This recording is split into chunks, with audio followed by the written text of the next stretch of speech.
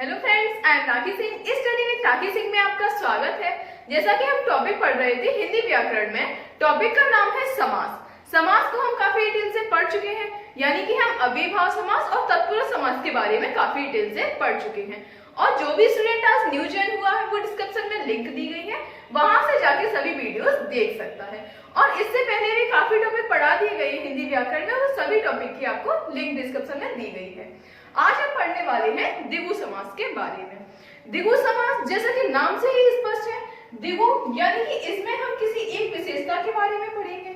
अब द्विगु समास की विशेषताएं क्या होती हैं? क्योंकि हम सभी समासों को प्रधानता के आधार पर देख चुके हैं, यानी कि एक बार हम उसे प्रधानता के आधार पर देखेंगे, एक उसकी हम विशेषता देखेंगे। जैसे कि द्विगु समास है, द्विगु समास की पहली विशेषता होती है कि इसमें पूर्व पद होता है वह संख्यावाची होता है। पूर्व पद संख्यावाची होता है।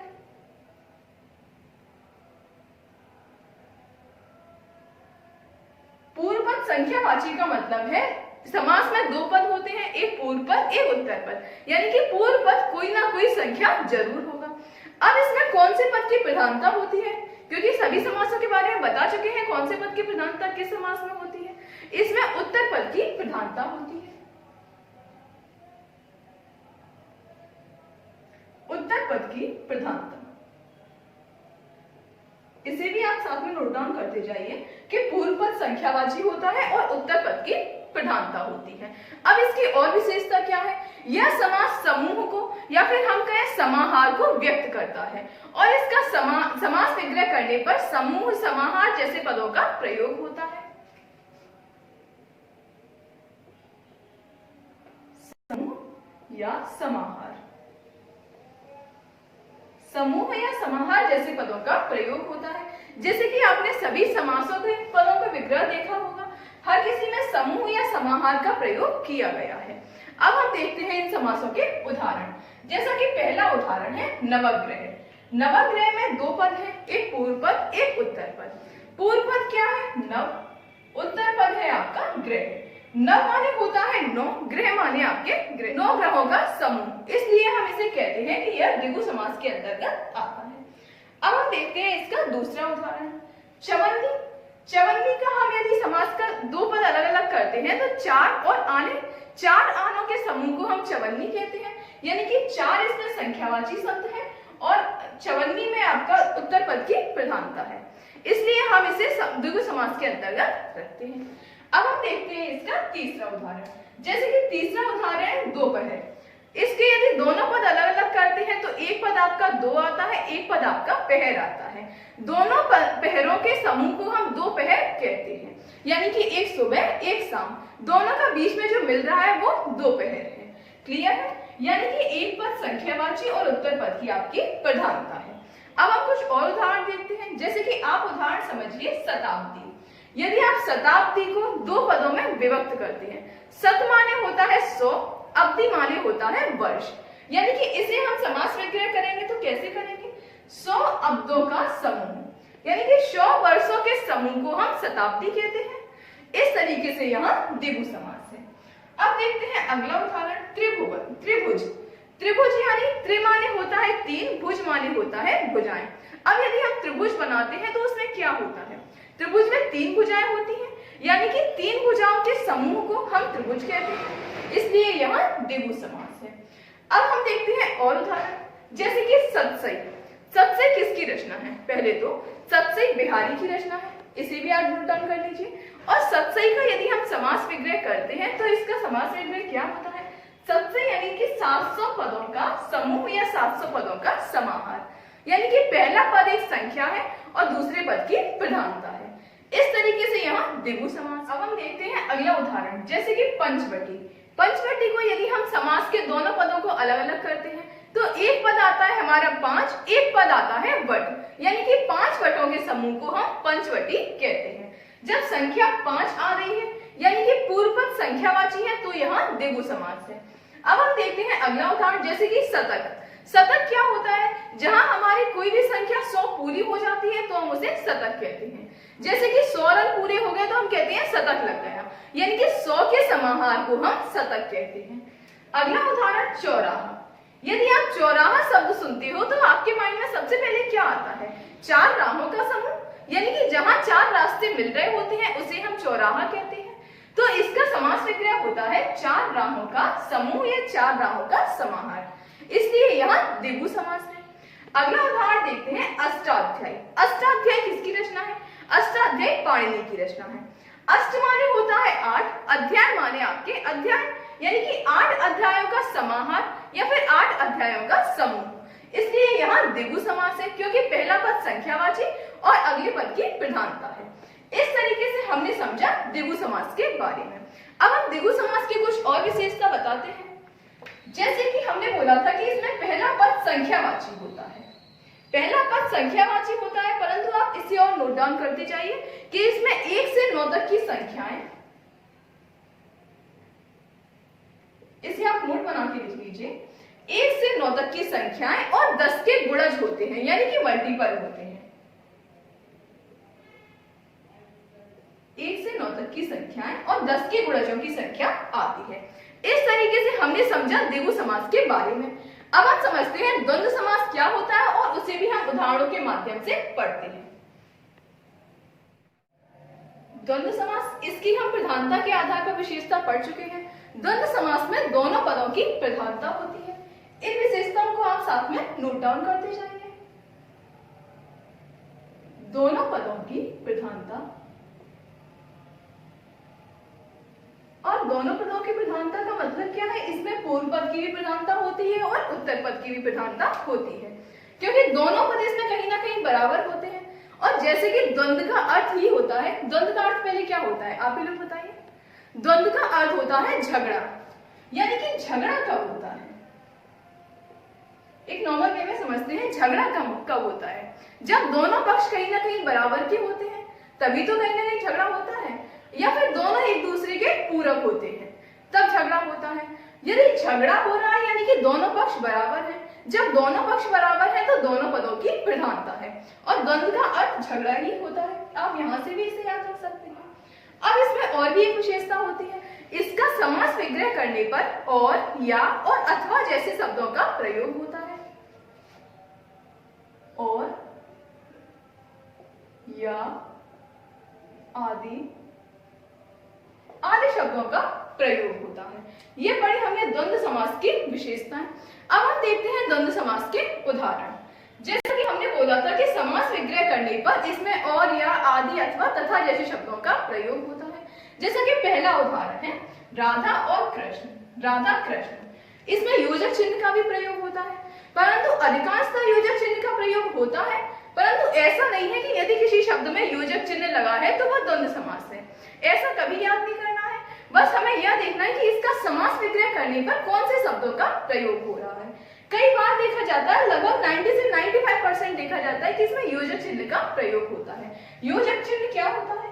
जैसे कि राधा और कृष्ण, ये चिन्ह लगा हुआ है, इसे हम योजक चिन्ह कहते हैं। तो अधिकांशतः तो ये आता है और कई बार एग्जाम में नहीं भी आता है, तो वो क्वेश्चन आपका फिर गलत हो जाता है कि आपने ऐसे याद कर लिया कि योजक चिन्ह होता है यानी द्वंद्व समास है, तो फिर आपका वहां गलत हो जाता है।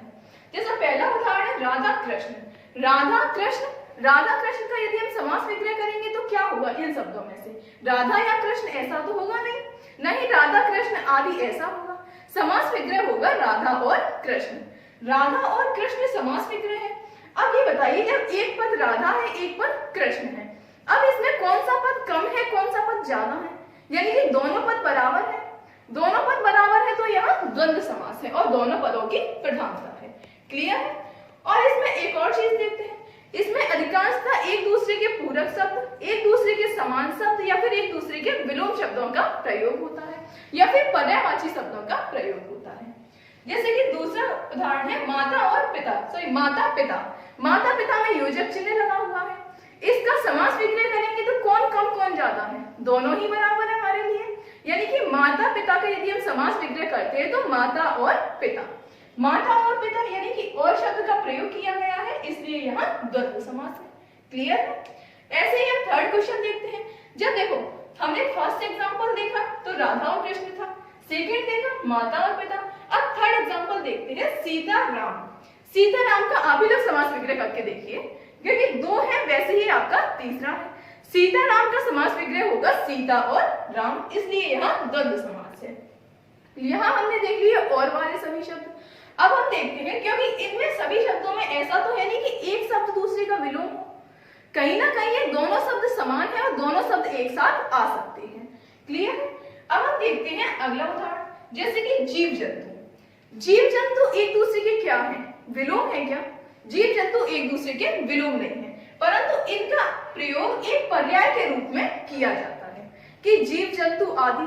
और कई भी उदाहरण होते हैं, जैसे कि आपका अगल बगल, अगल बगल है, ये आपका उदाहरण दिया है। इन शब्दों में आपका आदि प्रयोग होता है, क्योंकि ये शब्द आपके कहीं ना कहीं पर्याय के रूप में प्रयोग किए जाते हैं। जैसे हम कहते हैं जीव जंतु, तो हम ये नहीं कहेंगे जीव और जंतु, ना ही हम ये कहेंगे जीव या जंतु, हम कहेंगे जीव जंतु आदि।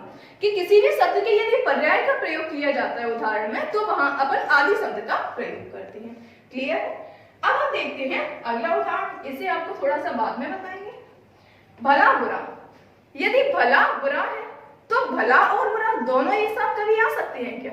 यदि किसी व्यक्ति के साथ भला होगा या किसी व्यक्ति के साथ बुरा होगा, या फिर भला बुरा आदि, ऐसा भी नहीं हो सकता, क्योंकि यह एक दूसरे के पर्याय नहीं है, एक दूसरे के विलोम है। इसलिए हम इसका समास विग्रह करते हैं भला या बुरा, या तो किसी व्यक्ति के साथ भला होगा या उसके साथ बुरा होगा। क्लियर है? यदि एक दूसरे के विलोम आ रहे हैं तो वहां हम या का प्रयोग कर रहे हैं। इसी तरीके से हमारा उदाहरण है जीवन मरण। अब जीवन मरण में आप सोचिए, जीवन और मरण एक साथ हो सकते हैं क्या? जीवन या तो उसका जीवन चल रहा होगा या उसकी मृत्यु हो चुकी होगी, तो जीवन और मरण एक दूसरे के विलोम जा रहे हैं और दोनों एक साथ नहीं आ सकते हैं, इसलिए यहाँ या का प्रयोग किया गया है और यहाँ द्वंद्व समास है। क्लियर है? अब अगला उदाहरण देखते हैं, धन दौलत। धन दौलत का यदि समास विग्रह करते हैं, पहले तो धन दौलत जो दो शब्द हैं, इसमें क्या है? विलोम है, पर्याय है, या फिर दोनों एक साथ आ सकते हैं। हमने कई बार पढ़ा होगा, धन और दौलत तो बहुत कम पढ़ते हैं, हम पढ़ते हैं धन दौलत आदि। क्लियर है? धन दौलत आदि यदि हम कह रहे हैं, यानी कि ये एक दूसरे के पर्याय शब्द हैं। क्लियर है? धन भी है और दौलत भी है, एक दूसरे के पर्याय शब्द जा रहे हैं, इसलिए यहाँ आदि का प्रयोग किया गया है। अगला उदाहरण, थोड़ा बहुत।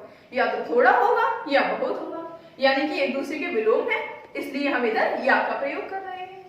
अगल बगल। अब कुछ शब्द आ जाते हैं, एक अपन पढ़ते हैं कई बार कि अगल बगल, या फिर एक शब्द सार्थक शब्द के साथ एक निरर्थक शब्द पढ़ते हैं। जैसे कि अगल बगल में हमें बगल का अर्थ तो पता रहता है, साइड से बगल में, अगल का अर्थ क्या होता है? ऐसे ही हमारा उदाहरण है,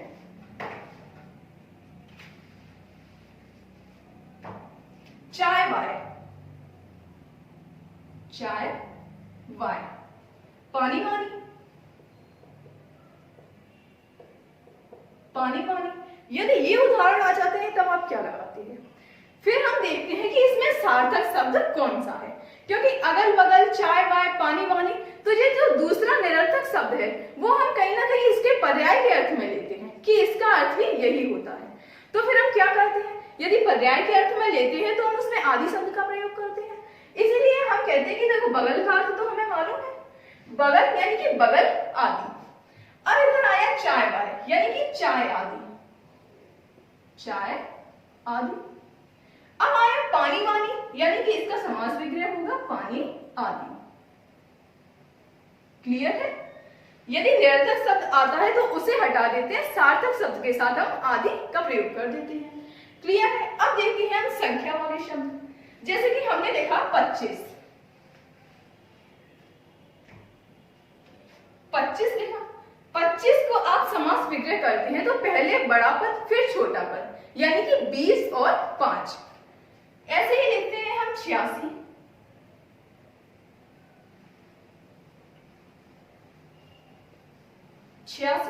86 में बड़ा पद क्या होगा? 84 85 तो होगा नहीं, 80 होगा, 80 और 6, 80 और 6। क्लियर है? और पहले बताया गया था कि एक पहला पद संख्यावाची हो। पहला पद संख्यावाची यदि होता है तो कौन सा समास होता है? वो आपका द्विगु समास होता है। अब इसमें पूरा ही पद संख्यावाची दिया है तो इसका समास विग्रह हम इस तरीके से करते हैं। क्लियर है? अब हमने कई बार पढ़े होते हैं द्वंद्व समास के कुछ भेद होते हैं। द्वंद्व समास के भेद होते हैं, उसी के आधार पर हमें और, या और आदि का प्रयोग करते हैं। द्वंद्व समास के भेद कितने होते हैं? द्वंद्व समास के 3 भेद होते हैं, इसे आप साथ में नोट डाउन करते जाइए। द्वंद्व समास के 3 भेद होते हैं। पहला होता है इतरेतर द्वंद्व,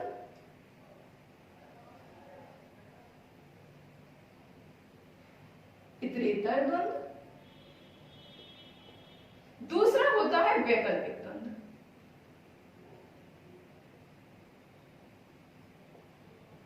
वैकल्पिक द्वंद्व। और तीसरा होता है समाहार द्वंद्व।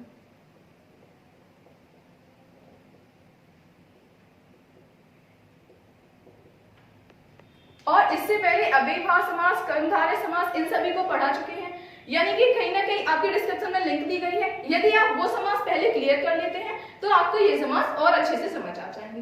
क्लियर है? इतरेतर द्वंद्व, इतरेतर द्वंद्व, वैकल्पिक द्वंद्व और समाहार द्वंद्व। वैकल्पिक द्वंद्व को आप शब्द से समझ सकते हैं, यानी कि इसमें कहीं ना कहीं एक विकल्प आता होगा। क्लियर है? समाहार यानी कि इसमें सभी का सार होगा, यानी कि इसमें सभी शब्द आ जाते होंगे। अब इतरेतर द्वंद्व का मतलब क्या होता है, अब हम इनको देखते हैं और डिटेल से। इतरेतर द्वंद्व की विशेषता होती है कि इसमें सभी पद एक साथ आ सकते हैं। सभी पद यानी कि दोनों पद, वही पूर्व पद और उत्तर पद। अब इसके उदाहरण होते हैं जैसे कि माता पिता, भाई बहन,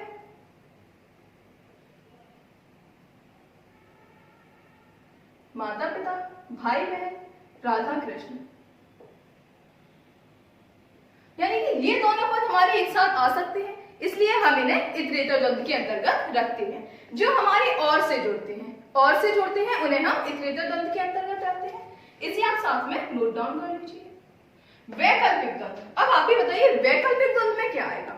वैकल्पिक द्वंद्व में वही आएगा कि एक दूसरे के विलोम हो। जो अब एक दूसरे के विलोम जैसे कि भला बुरा, भला बुरा, इनमें से किसी एक विकल्प का हमें चयन करना होगा, यानी कि या तो हमारे साथ भला होगा या बुरा होगा, या फिर किसी दूसरे व्यक्ति के साथ भला होगा या बुरा होगा, उसका हम जो चयन करते हैं यानी कि विकल्प, इसलिए यहाँ वैकल्पिक द्वंद्व होता है। यानी कि वैकल्पिक द्वंद्व का उदाहरण हो जाएगा आपका भला बुरा, लाभ हानि, जीवन मरण। इस तरीके से जो ये शब्द आते हैं उन्हें हम वैकल्पिक द्वंद्व के अंतर्गत रखते हैं। अब हम सीधा सीधा समझते हैं कि वैकल्पिक द्वंद्व में समास विग्रह करने पर या का प्रयोग होता है। क्लियर है? अब हम देखते हैं समाहार द्वंद्व। अब बचा समाहार द्वंद्व, उसमें क्या होगा? समाहार द्वंद्व में जो शब्द पर्याय के रूप में प्रयोग किए जाते हैं उनके उदाहरण समाहार द्वंद्व के अंतर्गत आते हैं। जैसे कि उदाहरण है आपका